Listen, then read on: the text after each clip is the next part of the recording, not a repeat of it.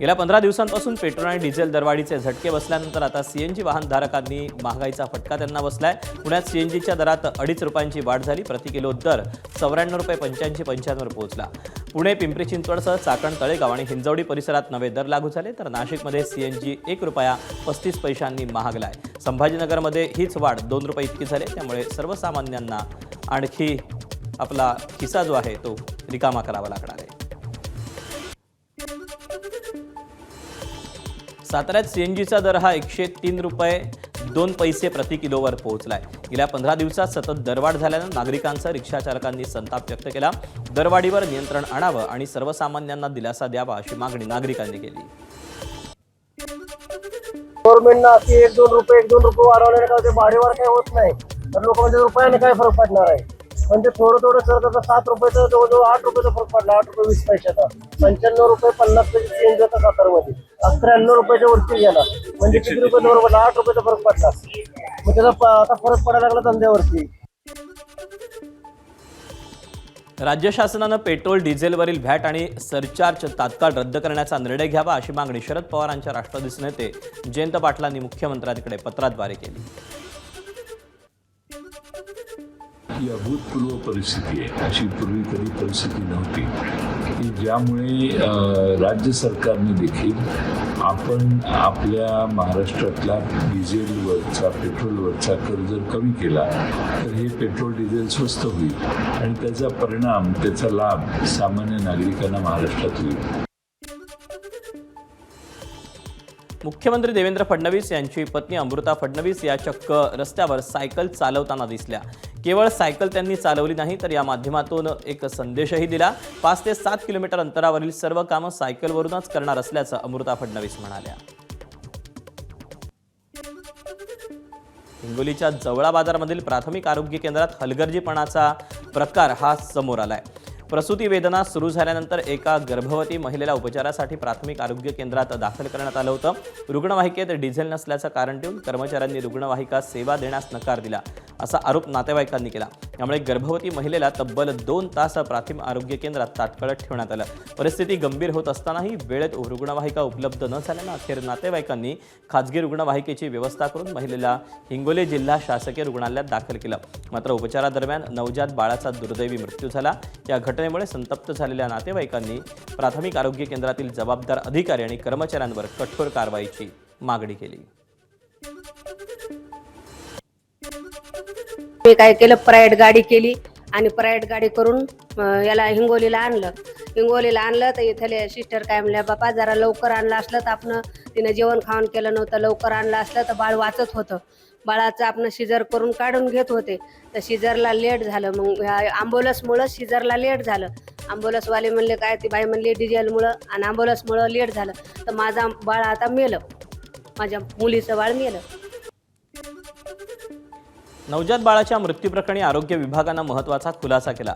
रुग्णवाहिका डिझेल अभावी बंद बनवती, तर चालक सुट्टीवर असल्यानं आणि पर्यायी व्यवस्था न केल्यामुळे सेवा देता आली नाही अशी माहिती जिल्हा आरोग्य अधिकारी कैलास शेळकेंनी दिली। या प्रकरणी 4 सदस्यीय चौकशी समिती गठीत करण्यात आलेली असून संबंधित दोषींवर कारवाईचा इशारा देण्यात आलेला आहे। ड्रायव्हर हा काहीतरी वैयक्तिक कारणामुळे सुट्टीवर असल्याचे मला कळाले। त्यानंतर वैद्यकीय अधिकाऱ्यांनी पर्यायी व्यवस्था न केली नसल्यामुळे रुग्णवाहिका सेवा त्यांनी दिली नसल्याचं प्राथमिक दर्शनी दिसून आले मला। ह्या प्रकरणामध्ये मी चौकशी पथक, माननीय मुख्य कार्यकारी साहेबांच्या आदेशानुसार चौकशी पथक स्थापन करण्यात येईल। चौकशी अंती दोषी कर्मचारी अधिकाऱ्यावर कारवाई करण्यात येईल। या घटनेवर राष्ट्रवादी शरदचंद्र पवार पक्षाच्या महिला प्रदेशाध्यक्षा रोहिणी खडसेंनी प्रचंड संताप व्यक्त केला। हिंगोली जिल्ह्यामध्ये एका मातेला फक्त रुग्णवाहिकेमध्ये डिझेल नाही म्हणून तिला रुग्णवाहिका नाकारण्यात आली आणि प्रसूतीसाठी तिला 2 तास वाट बघावी लागली आणि तिला जेव्हा ती रुग्णवाहिका प्रायव्हेट रुग्णवाहिकेमधून जेव्हा तिला ट्रीटमेंट घेण्यासाठी ती दवाखान्यापर्यंत पोहोचली, तोपर्यंत तिने तिचं बाळ दगावलं होतं। या सगळ्या प्रकरणामध्ये नेमकं दोषी कोण आहे? तुमची आरोग्य व्यवस्था दोषी आहे, तुमचे तिथल्या प्रशासक जबाबदार आहे का तुम्ही स्वतः जबाबदार आहेत? चंद्रपूरमध्ये काळाबाजार करण्यासाठी घरात साठवून ठेवलेले 4 सिलेंडर हे जप्त करण्यात आले. चंद्रपूरमधील भद्रावती शहरात तहसीलदार अन्न आणि नागरी पुरवठा विभागानं संयुक्तपणे कारवाई केली. जप्त करण्यात आलेल्या या सिलेंडरमध्ये 14 भरलेले तर 26 रिकामे सिलेंडर होते. देशभरात नीट पेपरफुटी प्रकरणाच्या तपासाला आता आर्थिक व्यवहारांची जोड मिळते. या प्रकरणातील अटक आरोपी शिवराज मोटेगावकर आणि त्याच्या कुटुंबियांशी संबंधित बँक लॉकरची पडताळणी आणि तपास प्रक्रिया सुरू करण्यात आली. लॉकरमध्ये रोख रक्कम, मालमत्तेशी संबंधित कागदपत्र, डिजिटल पुरावे, बँक व्यवहारांची माहिती किंवा पेपर लीक रॅकेटच्या आर्थिक व्यवहारांशी संबंधित महत्त्वाचे दस्तऐवज आहेत का याची तपासणी केली जाते. सीबीआय कोठडीत असलेल्या डॉक्टर मनोज शिरुरेच्या फ्लॅटवर विशेष क्लासेस भरायचे अशी माहिती समोर आली आहे. शिरुरेच्याच फ्लॅटवर प्रल्हाद कुलकर्णी क्लासेस घ्यायचा, तर मोटेगावकर क्लासचे प्लॅटिनम आणि गोल्ड पॅचचे क्लास लातूरच्या शिरुरेच्याच फ्लॅटवर भरायचे अशी माहिती समोर आली आहे. नीट पेपरफुटी प्रकरणाचा मास्टरमाइंड पी व्ही कुलकर्णीच्या बीड शहरातील अनधिकृत विमा परवानगी सुरू असलेल्या टोलेजंग इमारतीच्या बांधकामावर कुठल्याही क्षणी तोडक कारवाई केली जाईल. बीड नगरपालिकेनं 8 दिवसांपूर्वी या बांधकामांवर नोटीस चिकटवली होती. दरम्यान नगरपालिकेनं दिलेला अल्टिमेटम संपला, त्यामुळे कुठल्याही क्षणी बांधकामावर कारवाई केली जाऊ शकते. नीट परीक्षेतील गैरप्रकार आणि विद्यार्थ्यांच्या अडचणींच्या पार्श्वभूमीवर केंद्र सरकार ॲक्शन मोडमध्ये आलं आहे. केंद्रीय संरक्षण मंत्री राजनाथ सिंग यांच्या निवासस्थानी महत्त्वाची बैठक पार पडली. या बैठकीत केंद्रीय शिक्षण मंत्री धर्मेंद्र प्रधान यांच्यासह केंद्रीय मंत्री ज्योतिरादित्य सिंधिया उपस्थित होते. मराठा आंदोलक मनोज जरांगे पाटील यांनी अंतरवाली सराटीत पत्रकार परिषद घेतली. भाजप नेते प्रसाद लाड हे जरांगेंना भेटायला आले, पण त्यानंतरही सरकार दरबारी आरक्षणासाठी काहीच हालचाली झाल्या नाहीत. त्यामुळे मनोज जरांगेंनी सरकारला निर्बाणीचा इशारा दिला. जरांगे येत्या 30 मे पासून अंतरवाली सराटीत रखरखत्या उन्हात आमरण उपोषण करणार आहेत. मला अंतिम टोकाचं आणि कठोर आमरण उपोषण करायचं आहे. रखरखत्या उन्हात मी हे उपोषण बास टाकून करणार आहे. ना कुठलं पाणी, ना कुठलं जेवण, ना पायात चप्पल घालणार आहे, ना काय करणार आहे. माझ्या शरीरात प्रचंड वेदना आहेत. या जीवाला मी तरसायचं तरी किती दिवस. त्यामुळं जे होईल ते होईल.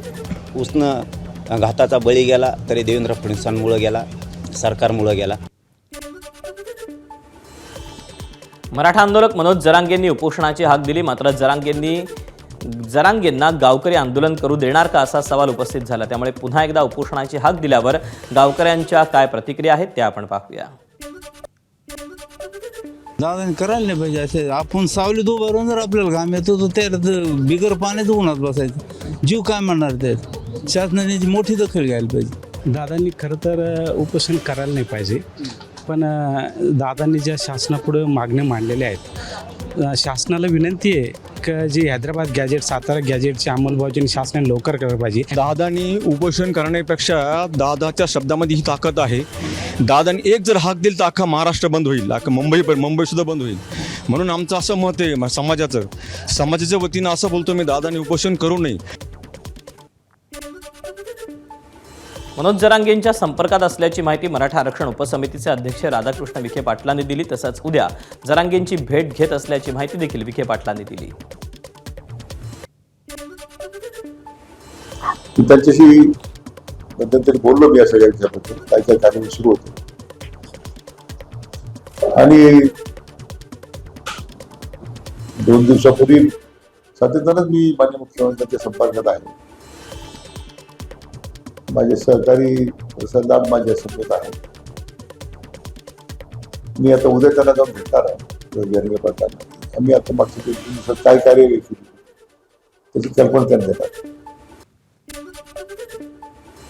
ओबीसी नेते लक्ष्मण हाकेंनी आक्रमक पवित्रा घेतला. मनोज जरांगेंची मागणी बेकायदेशीर असल्याचं हाके म्हणाले. तसंच मराठा समाजाची मागणी मान्य झाल्यास ओबीसी समाज उद्ध्वस्त होईल असं हाकेंनी म्हटलंय.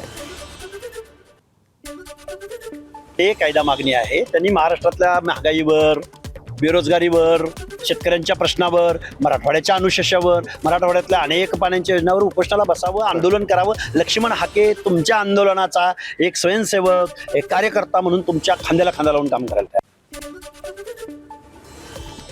ठाणे विधान परिषद निवडणुकीत हितेंद्र ठाकूर यांच्या बहुजन विकास आघाडीचा भाव वाढल्याचं पाहायला मिळालं.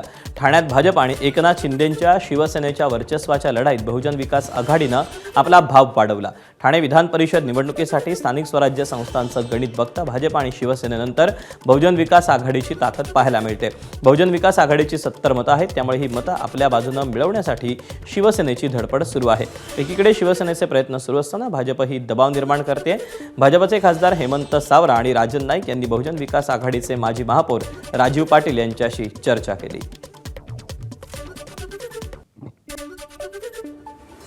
विधान परिषद निवडणुकीच्या पार्श्वभूमीवर महायुतीत जागा वाटपाची जोरदार चर्चा सुरू झाली.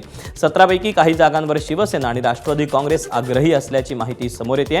राज्यातील 14 ठिकाणी भाजपची ताग अधिसली तरी महायुती म्हणून सर्व जागांवर एकमेकांचं सहकार्य महत्त्वाचं मानलं जातं. त्यामुळे 11 ते 12 जागांवर विजय निश्चित करण्यासाठी भाजप काही जागांवर मित्र पक्षांसाठी त्याग करणार का, याकडे आता राजकीय वर्तुळाचं लक्ष लागलं आहे.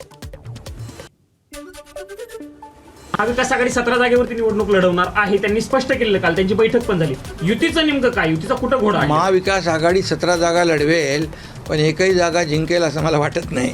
आणि महायुती जागा सगळ्या 17 जागा लढवेल आणि 17च्या 17 जागा जिंकेल. रायगड विधान परिषदेच्या निवडणुकीसाठी राष्ट्रवादीचे खासदार सुनील तटकरे यांचे सुपुत्र अनिकेत तटकरे इच्छुक आहेत.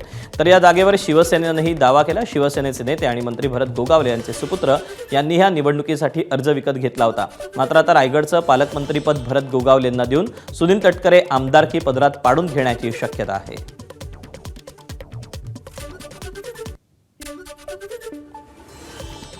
अहिल्यानगर जिल्ह्यात विखे कोल्हे यांच्यातील राजकीय संघर्षाला आणखी धार येण्याची शक्यता आहे. विधान परिषदेवर आमदार म्हणून निवड झाल्यावर राहाता तालुक्यात विवेक कोल्हेंचा सत्कार करण्यात आला.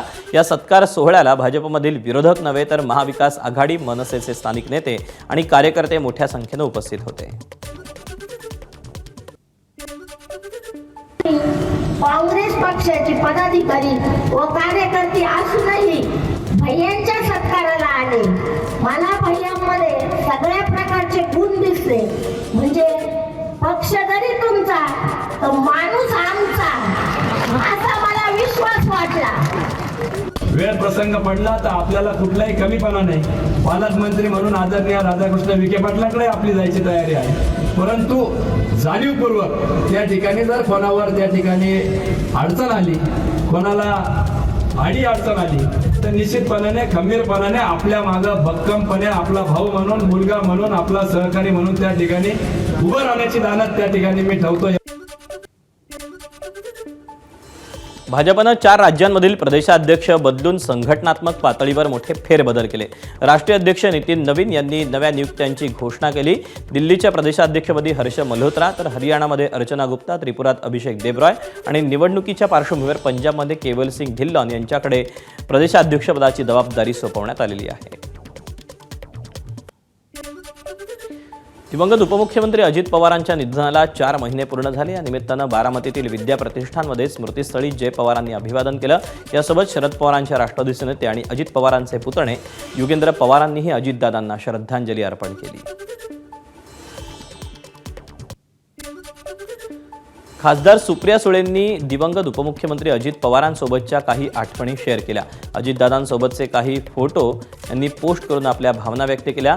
काही क्षण छोटे असतात पण आठवणी आयुष्यभर राहतात, असं सुप्रिया सुळेंनी आपल्या पोस्टमध्ये म्हटलं. अजितदादांचं 28 जानेवारीला निधन झालं होतं. आज त्यांच्या निधनाला 4 महिने पूर्ण झाले. या निमित्तानं सुप्रिया सुळेंनी काही आठवणी या शेअर केल्या. बारामतीत राष्ट्रवादी काँग्रेसचे युवा नेते जय पवारांच्या जनता दरबाराला नागरिकांनी मोठा प्रतिसाद दिला. दर गुरुवारी आयोजित करण्यात येणाऱ्या जनता दरबारात नागरिकांनी मोठ्या संख्येने उपस्थित राहून आपल्या विविध समस्या आणि अडचणी मांडल्या. राष्ट्रवादी भवन इथून सकाळपासूनच जय पवार नागरिकांच्या भेटीगाठी घेत असून संबंधित प्रश्न तात्काळ मार्गी लावण्यासाठी त्यांनी प्रशासनाला आवश्यक त्या सूचना दिल्या आहेत. सध्या देशभरात उन्हाचा कडाका प्रचंड वाढलाय. उत्तर प्रदेशच्या बिजनौरमध्ये तापमानामुळे जनावरांचे हाल होत आहेत. उन्हापासून बचावासाठी एक वाघ नदीमध्ये बसला. रामगंगा नदी परिसरातला हा व्हिडिओ सध्या सोशल मीडियावर व्हायरल झालाय. कालागड जिम कॉर्बेट नॅशनल पार्क परिसरातला हा व्हिडिओ आहे. उत्तराखंडच्या जिम कॉर्बेट पार्कमधून एक दुर्मिळ घटना समोर आली. काही दिवसांपूर्वी एका हत्तीणीनं जुळ्या पिल्लांना जन्म दिला होता. ही दोन्ही पिल्लं सुदृढ असल्याचा नवा व्हिडिओ समोर आला. हत्तींचा 22 महिन्यांचा गर्भधारणा काळ आणि जुळ्या पिल्लांचं संगोपन हे अत्यंत आव्हानात्मक मानलं जातं. तरीही या हत्तीणीनं दोन्ही पिल्लांना जन्म देत त्यांची काळजी घेतल्याचं दिसत असून भारतीय वनसेवा अधिकारी परवीन कासवान यांनी हा हृदयस्पर्शी व्हिडिओ शेअर केला आहे. नागपूरच्या उमरेड तालुक्यात लोहारा शिवारात पांढर तलाव परिसरात एका विहिरीत वाघ पडल्याची घटना घडली. बुधवारी संध्याकाळी शेतमजूर योगेश चालेकर याला जनावरांना चराईसाठी नेत असताना विहिरीत वाघ पडल्याचं दिसलं. वाघाच्या डरकाळीनं परिसरात भीतीचं वातावरण निर्माण झालं. तात्काळ वनविभाग आणि नागपूर रेस्क्यू टीम घटनास्थळी दाखल झाली आणि विहिरीतून वाघाला सुरक्षितपणे रात्री उशिरा बाहेर काढण्यात आलं. गुजरातमधील गिर वन क्षेत्रात 4 सिंहांच्या पिल्लांचा एका संसर्गामुळे मृत्यू झाल्याची धक्कादायक घटना घडली. या पार्श्वभूमीवर 17 सिंहांना वेगळे ठेवून त्यांच्यावर उपचार सध्या सुरू करण्यात आले. मुख्यमंत्री भूपेंद्र पटेल यांनी या प्रकरणाचा उच्चस्तरीय आढावा घेतला असून संपूर्ण परिसरातील सिंहांच्या आरोग्यावर लक्ष ठेवण्याचे निर्देश देण्यात आलेले आहेत. विदर्भासह नागपूर शहरामध्ये उष्णतेची तीव्र लाट कायम असून गेल्या 2 दिवसात तब्बल 10 जणांचा मृत्यू झाल्याचा संशय व्यक्त करण्यात आला आहे. 25 मेपासून नागपूरचं तापमान सातत्यानं 45 सेल्सिअसच्या पुढे जात असल्यानं नागरिक भीषण उकाड्याचा सामना करतायत. याचा सर्वाधिक फटका भिक्षेकरी, बेघर नागरिक आणि प्रवाशांना बसतोय. रेल्वे स्थानक आणि परिसरात 5 जणांचा मृत्यू झाल्याची नोंद करण्यात आली. मृतांमध्ये 3 रेल्वे प्रवासी तर 2 अज्ञात व्यक्तींचा समावेश आहे. सक्करदरा, ताजबाग, लकडगंज आणि कळमना परिसरात हे मृतदेह आढळून आले. प्राथमिक माहितीनुसार उष्माघातामुळे मृत्यू झाल्याची शक्यता व्यक्त केली जाते.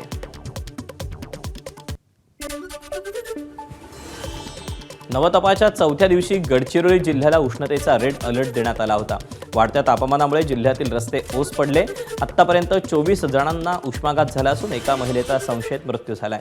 गेल्या 10 दिवसांपासून गडचिरोली जिल्ह्यात उन्हाचा पारा 45 अंशांच्या पार गेलाय. विदर्भात गोंदिया जिल्ह्यात सध्या उन्हाचा तडाखा प्रचंड आहे. गेल्या काही दिवसात तापमानात सातत्यानं वाढ होते. उष्णतेमुळे आणि अंगाची लाही लाही करणाऱ्या उन्हामुळे दुपारच्या सुमारास नागरिकांना घराबाहेर पडणं टाळल्यानं गोंदिया जिल्ह्यातील प्रमुख रस्ते आणि बाजारपेठा पूर्णपणे निर्मनुष्य झाल्याचं चित्र आहे. हवामान विभागाच्या वतीने आज गोंदिया जिल्ह्याला उष्णतेचा रेड अलर्ट देण्यात आलेला आहे.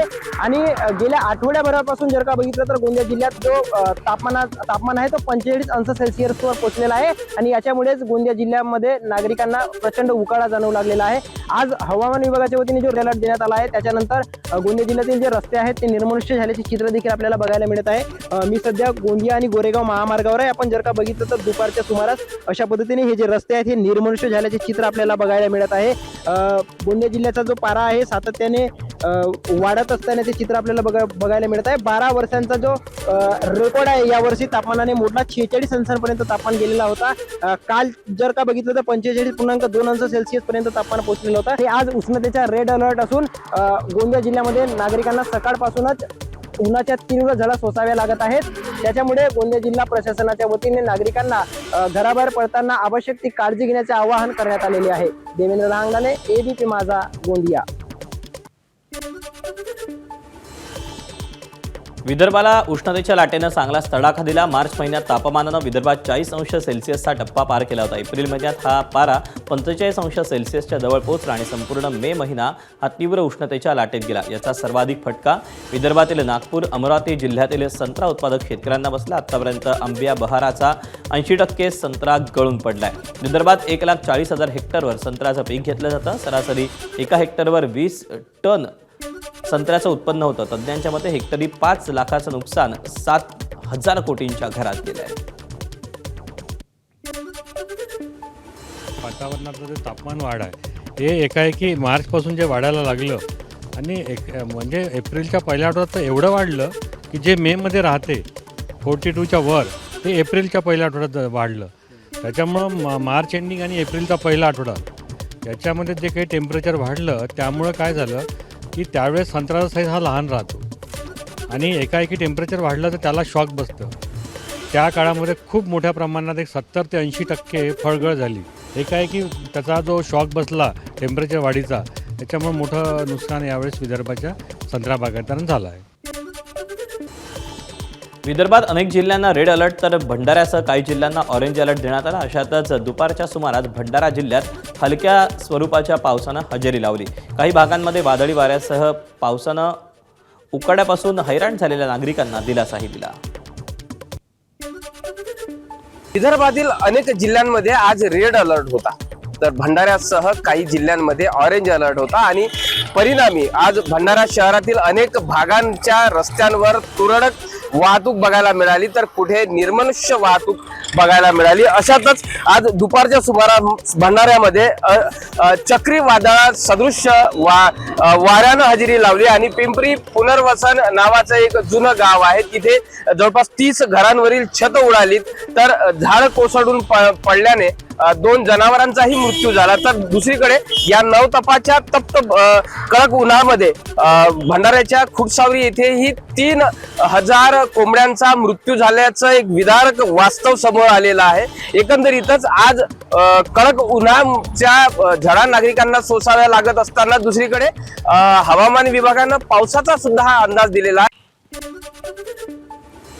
वर्ध्याच्या सेलू तालुक्यात मुसळधार पाऊस झाला। सुमारे अर्धा तास झालेल्या पावसानं वातावरणात गारवा निर्माण केला, मात्र जोरदार वादळामुळे झाडांचीही पडझड झाली। अचानक आलेल्या पावसानं नागरिकांची देखील त्रेधा तिरपीट उडाली।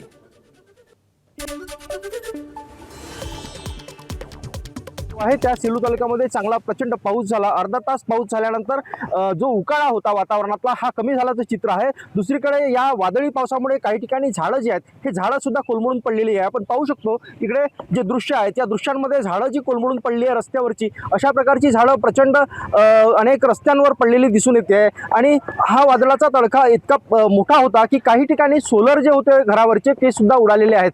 तापमान जे आहे तापमान आज सायंकाळी 4 वाजेपर्यंत अशाच प्रकारचं तापमान राहिलं, पण संध्याकाळी 4 नंतर मात्र पावसाने हजेरी लावली आणि पावसाने हजेरी लावल्यामुळे काहीसा वातावरणात जो आहे हा गारवा निर्माण झालेला आहे आणि उकाड्यापासून लोकांना या विश्रांती मिळते आहे। एकनाथ चौधरी, एबीपी माझा, वर्धा। नवतपाच्या कडाक्याच्या उन्हापासून अमरावतीकरांना आज काही काळ दिलासा मिळाला। अमरावतीचा पारा 45 अंशांच्या जवळपास गेला होता। दुपारी 4 नंतर हवामानात बदल झाला आणि मान्सूनपूर्व पाऊस बरसला। या पावसानं नागरिकांना उकाड्यापासून त्यांची तात्पुरती सुटका केली।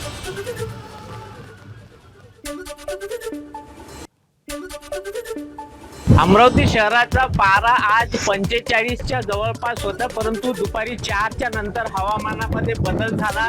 मोठ्या प्रमाणात हवा सुटलेली आहे, वादळ आलेलं आहे आणि मान्सूनपूर्व पावसाला सुद्धा सुरुवात झालेली आहे। खरं जर पाहिलं तर मागील 1 महिन्यापासून अमरावतीमध्ये कडक उन्हाचा पारा होता, उष्णतेची लाट होती, कधी रेड अलर्ट कधी ऑरेंज अलर्ट। आज सुद्धा अमरावतीला ऑरेंज अलर्ट देण्यात आलं, परंतु आता मान्सून पूर्व पावसाला सुरुवात झालेली आहे। या माझ्या दृश्यामध्ये जर आपण बघितलं तर खूप मोठ्या प्रमाणात हवा सुटलेली आहे आणि खरं काही काळासाठी का होईना पण अमरावतीकरांना आता सुखद आनंद आपल्याला या हवा आणि मान्सून पूर्व पावसाला जो आहे तो आलेला आहे। हिंगोलीत शासकीय वैद्यकीय महाविद्यालय आणि रुग्णालयात गेल्या 4 दिवसांपासून भीषण पाणी टंचाई निर्माण झाली।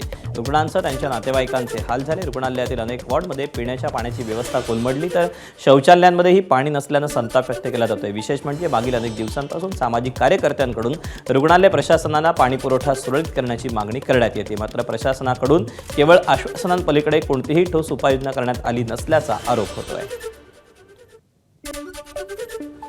नाशिकच्या पेठ तालुक्यातील चिखलीवाडीवर पाण्याची भीषण टंचाई आहे। नदीला लागून विहीर आहे, मात्र विहिरीत पाणी नाही। विहिरीनं तळ गाठला। विहिरीत साचणारा हंडाभर पाणी मिळावं यासाठी नागरिक हे रात्रभर नंबर लावतात। विहिरीत साचलेलं पाणी काढण्यासाठी जीव धोक्यात घातला जातोय। वाढत्या उष्णतेचा धरणातील पाणी साठ्यांवर परिणाम होतोय। महाराष्ट्राची भाग्यलक्ष्मी समजल्या जाणाऱ्या कोयना धरणाच्या शिवसागर जलाशयात मोठी घट झाली। जलाशयातील पाणी साठ्यात घट झाल्यानं याचा परिणाम पर्यटनावर देखील झाला। 105 TMC क्षमतेच्या या धरणात आज मितीला 16% TMC इतका पाणीसाठा शिल्लक आहे। अंबरनाथमधून पाण्याच्या अपव्ययाची एक धक्कादायक बाब समोर आली। एकीकडे चिखलोली आणि बारवी धरणातील पाणी पातळी घटल्यानं नागरिक पाणी टंचाईला तोंड देत आहेत, तर दुसरीकडे अंबरनाथ तहसीलदार कार्यालयात अधिकाऱ्यांच्या गाड्या पाईप लावून धुतल्या जात आहेत। याचा व्हिडिओ सोशल मीडियावर व्हायरल झाला असून नागरिकांनी याबाबत संताप व्यक्त केला। भंडारा जिल्ह्यात वादळी वाऱ्यानं मोठं नुकसान केलं. जुनी पिंपरी चिंचोली गावात वादळामुळे अनेक घरांवरचे कौल आणि टीनपत्र्यांची छतं उडून गेली. अनेक झाडं आणि विजेचे खांब कोसळले. दुर्घटनेत 2 जनावरांचा मृत्यू झाला तर 5 जनावरं जखमी झाली. नवी मुंबईत नालेसफाईच्या दाव्यांवर मनसेनं पोलखोल आंदोलन करून पालिकेवर गंभीर आरोप केले. नेरूळ सेक्टर 19 मधील गाळानं भरलेल्या नाल्यात उतरून मनसे पदाधिकाऱ्यांनी प्रत्यक्ष पाहणी केली. त्यावेळी नाल्यात तब्बल 3 ते 4 फूट गाळ साचल्याचं समोर आलं असून पाण्याच्या निचऱ्यासाठी असलेले 5 पैकी 4 पाईप पूर्णपणे तुंबल्याचा दावा मनसेनं केला. नालेसफाई फक्त कागदावरच होत असून ठेकेदारांचे खिसे भरण्याचा प्रकार सुरू असल्याचा आरोप मनसेनं केला. राज्यभरात बकरी ईदचा सण उत्साहात साजरा झाला. साताऱ्यात बकरी ईदच्या सणासाठी मोठा उत्साह आणि धार्मिक वातावरण पाहायला मिळालं. विविध मशिदींमध्ये मुस्लिम समाजानं नमाज पठण करून देशात शांतता, संवाद आणि बंधुभावासाठी प्रार्थना केली. अहिल्यानगरमधील कोठला स्टँड परिसरात ऐतिहासिक ईदगाह मैदानावर बकरीद अत्यंत उत्साहात आणि पवित्र वातावरणात साजरी झाली. इकडे गोंदियातही बकरीद निमित्त मुस्लिम बांधवांनी कब्रस्तान ईदगाहमध्ये जाऊन नमाज पठण केलं आणि एकमेकांची गळाभेट घेऊन बकरी ईदच्या शुभेच्छा दिल्या. कल्याणच्या ऐतिहासिक दुर्गाडी किल्ल्याच्या परिसरात धार्मिक वाद दरवर्षीप्रमाणे यंदाही चर्चेत आला. बकरी ईदच्या दिवशी किल्ले दुर्गाडीवरील मंदिरात हिंदू भाविकांना प्रवेश बंदी घालण्यात आली. वर्षभरातील इतर दिवशी किल्ला परिसरात कोणत्याही प्रकारची इस्लामी उपासना करण्यास मनाई असल्याचे आदेश जिल्हा प्रशासनानं जारी केले. गुरुवारी सकाळी शिवसेनेच्या कार्यकर्त्यांकडून दुर्गाडी किल्ल्यावर आंदोलन करण्यात आलं. यावेळी शिवसेनेचे कार्यकर्ते आक्रमक झाल्याचं पाहायला मिळालं. दुर्गाडी किल्ल्यावर शिवसेनेच्या कार्यकर्त्यांनी आरती सुद्धा केली. यावेळी तणावाचं वातावरण पाहायला मिळालं. बकरी ईदच्या पार्श्वभूमीवर दुर्गाडी किल्ल्यावर कडेकोट बंदोबस्त तैनात करण्यात आलेला होता. पुढच्या वर्षी 1 महिना आधी आम्ही पिटिशन हायकोर्टात दाखल करतोय. त्या दृष्टीने आमचे पेपर सगळे गोळा करण्याचे काम झालेलं आहे आणि पुढच्या वर्षी आम्ही याचा सोक्षमोक्ष हायकोर्टात लावू आणि 100% आम्हाला न्याय मिळेल. कारण घटनेचं 25 कलम असं सांगतं, एका समाजाला न्याय देताना दुसऱ्या समाजावर अन्याय होता कामा नये. इथं सतत 30 वर्ष दुसऱ्या समाजावर अन्याय होतोय. जर तुम्ही त्या समाजाला न्याय देताय तर आमच्यावर अन्याय नाही होणार याची काळजी प्रशासनाने घ्यायला पाहिजे. कल्याण पश्चिम भागात असलेल्या सर्वोदय सृष्टी सागर सोसायटीमध्ये आज मोठा गोंधळ पाहायला मिळाला. सोसायटीच्या आवारात बकऱ्यांची कुर्बानी देण्यात आली. या घटनेची माहिती मिळताच कल्याण डोंबिवली महानगरपालिका आणि स्थानिक पोलिसांचं पथक तातडीनं घटनास्थळी दाखल झालं. पोलिसांनी मध्यस्थी करून सोसायटीमधील कुर्बानी तात्काळ बंद पाडली. तसंच कायदा आणि सुव्यवस्थेचा प्रश्न निर्माण होऊ नये म्हणून प्रशासनानं संबंधित अधिकृत आणि जवळ असलेल्या कत्तलखान्यामध्ये जाऊन कुर्बानी करण्याचे कडक आदेश दिले. बकरी ईदच्या पार्श्वभूमीवर पुण्यात प्रतिबंधात्मक आदेश जारी करण्यात आले आणि त्याचाच भाग म्हणून पुण्यात सारसबाग बंद ठेवण्यात आलेली आहे. सुरक्षिततेच्या कारणास्तव सारसबाग बंद ठेवण्यात आल्याचा बोर्डही लावण्यात आला. अनेक पुणेकर बाहेरूनच सारसबागेच्या गणपतीचं दर्शन घेऊन नाराजी व्यक्त करताना पाहायला मिळाले.